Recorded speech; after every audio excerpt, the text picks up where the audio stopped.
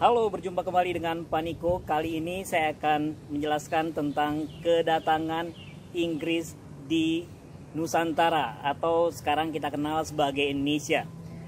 Inggris ini bersaing dengan tentunya dengan Spanyol, Portugis. Kemudian juga meskipun mereka cukup berteman dengan Belanda di Eropa, tapi di sini di Nusantara ini mereka juga bersaing. Inggris masuk ke wilayah Nusantara bahkan melebihi atau mengawali daripada Belanda. Mereka tahun 1579 di bawah Francis Drake, terusnya juga James Cavendish dan lain-lain sudah sampai ke Pulau Nusantara dan sampai ke wilayah Ternate. Kemudian mereka datang kembali meskipun sulit juga karena ada hadangan-hadangan dari Portugis, musuh lamanya mereka di Eropa juga.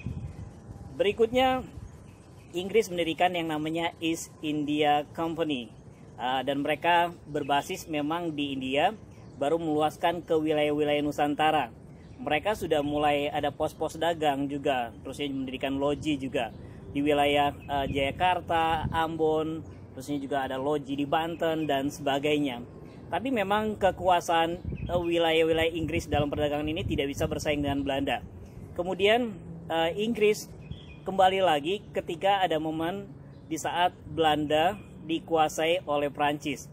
Akhirnya Inggris di bawah pimpinan Thomas Stamford Raffles kembali ke wilayah Nusantara, ke Jawa tahun 1811, dan mereka menguasai wilayah yang sekarang kita kenal sebagai Indonesia ini. Kedatangan Raffles memang melakukan perubahan dari apa yang dilakukan oleh Dendel sebelumnya. Dia menghapuskan kerja paksa, tapi dia memperkenalkan yang namanya sewa tanah atau land rent. Terusnya juga Raffles ini mulai ada kepedulian tentang sejarah, juga hal-hal yang menarik lainnya, misalnya tentang botani. Makanya nanti kita kenal ada Kebun Raya Bogor, ada Istana Bogor, ada buku sejarah History of Java. Apakah Raffles semuanya baik? Ya tentu saja ada kekurangan-kekurangannya pasti. Terusnya juga ada kesedihan dalam Raffles pribadi karena meninggalnya istrinya yang bernama Olivia Marion. Jadi Olivia Marion ini istrinya Raffles, meninggal di Bogor, terusnya dimakamkan di Batavia, yang sekarang sebenarnya saya tepat berada di depan makamnya Olivia Marion ini.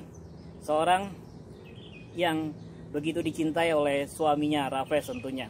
Kemudian dengan berat hati Raffles harus meninggalkan Indonesia. Karena apa? Karena Prancis sudah mulai kalah di Eropa, di front Eropa. Terusnya Belanda dengan perjanjian dengan Inggris ingin wilayah jajahannya kembali, dan akhirnya Inggris menyerahkan wilayah Jawa dan sekitarnya kembali kepada Belanda. Dan Raffles juga sebelumnya sudah meninggalkan Indonesia, kembali ke Inggris. Namun uniknya periode Raffles ini tidak berhenti. Nanti Raffles kembali lagi dan berkuasa di Bengkulu, meskipun hanya sesaat.